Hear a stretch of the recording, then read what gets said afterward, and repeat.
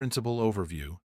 The first precept, accept everything just the way it is, reflects a profound philosophical stance that encourages us to embrace reality as it stands, without resistance or undue attachment to how we wish things were.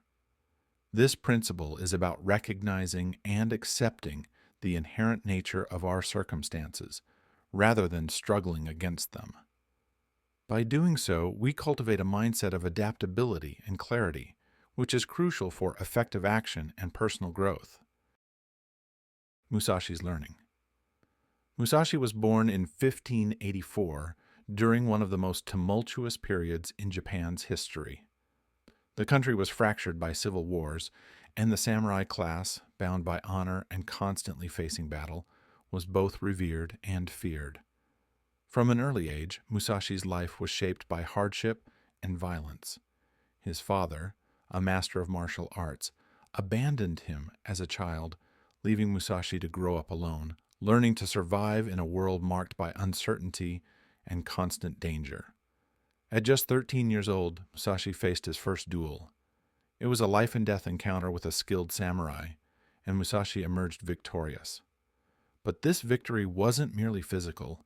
It marked the beginning of his deep understanding of fear and attachment.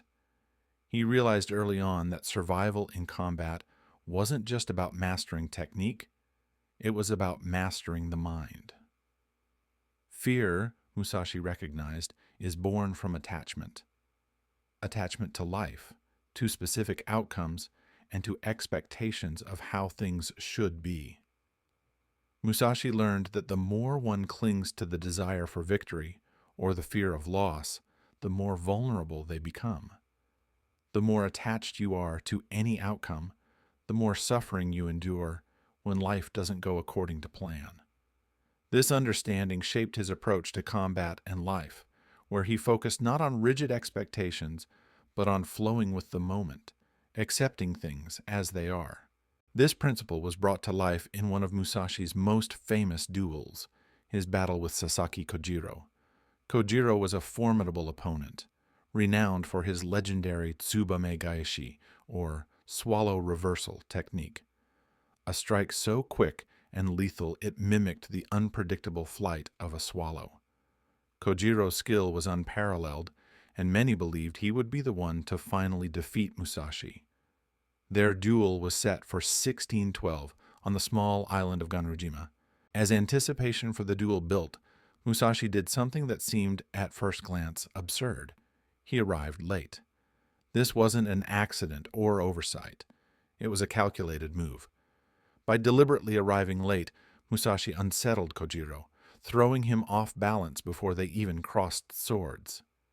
As Kojiro stood waiting, his agitation grew. Musashi, meanwhile, approached the duel with calm and clarity. When Musashi finally appeared, he arrived not with a traditional katana, but with a wooden sword fashioned from a boat oar. This choice wasn't just symbolic, it was strategic. The wooden sword was longer than Kojiro's blade, giving Musashi a critical reach advantage. While Kojiro's mind was clouded with frustration, Musashi remained entirely focused, having accepted the unpredictable nature of the duel and adapted accordingly. As the duel began, Kojiro's frustration boiled over. He discarded his scabbard in anger, a gesture meant to signal his intent to end the fight quickly. Musashi, seeing this, calmly remarked, "If you've thrown away your scabbard, you've already lost." This statement was more than just a taunt. It reflected Kojiro's mental state. By throwing away his scabbard, Kojiro had symbolically thrown away his composure and his ability to remain adaptable. When Kojiro finally unleashed his deadly swallow reversal technique, Musashi was ready. Having anticipated the move, he dodged the strike, and with a single blow from his wooden sword, struck Kojiro's head, ending the duel. This victory wasn't just about technique. It was a masterclass in Musashi's philosophy. He didn't try to meet Kojiro's speed or match him in a conventional way. Instead, he disrupted Kojiro's mental balance by accepting the unpredictability of the duel and adapting in ways that gave him control over the situation. Musashi's victory was secured long before the duel began, by releasing any attachment to a specific outcome and accepting the moment as it unfolded. This duel with Kojiro epitomized Musashi's lifelong journey of learning to let go of fear and attachment. Over the years, Musashi continued to refine this understanding through countless duels, battles, and eventually in solitude. His approach to combat became inseparable from his approach to life. To truly live and fight, one must be free from the chains of expectation, embracing life as it is, not as one wishes it to be. Musashi's travels across Japan as a ronin, fighting duel after duel, were less about seeking fame and more about testing his philosophy. He didn't fight for victory's sake or for glory. He fought to deepen his understanding of strategy and the mind. His journey wasn't merely about mastering the sword. It was about mastering himself. Eventually, as Musashi grew older, his understanding of this principle deepened further. He recognized that the ultimate freedom lay in letting go of attachment to ego, reputation, and identity.